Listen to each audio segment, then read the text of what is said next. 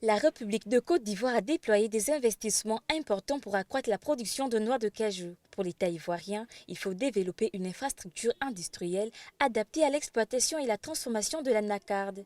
Cette prise de considération tient compte des multiples avantages économiques dont peut bénéficier le pays. L'implantation de cette usine témoigne de la mise en œuvre effective du premier pilier du plan national de développement dont s'est doté le gouvernement pour la période 2021-2025.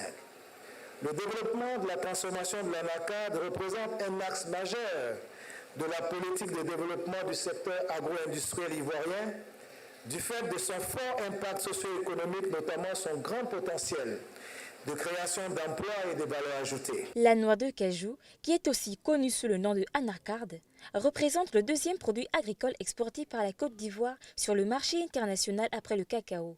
La production de cajou a connu une forte progression. Celle-ci est passée de 1000 tonnes en 2002 à plus d'1 million de tonnes en 2022. Une performance qui est stimulée par la forte demande mondiale. La culture de cette plante présente pourtant des effets néfastes sur l'environnement. L'anacarde impacte aussi l'état de santé des personnes qui la manipulent. À longueur de journée, les doigts des femmes sont brûlés par l'acidité des noix de cajou.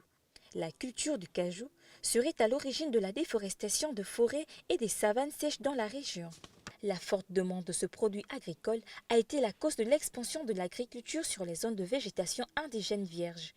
La Côte d'Ivoire a perdu 90% de ses forêts pour développer des plantations de cacao. La culture du cajou se présente, elle aussi, comme une nouvelle menace pour l'environnement, ce malgré les bons résultats économiques qu'elle génère.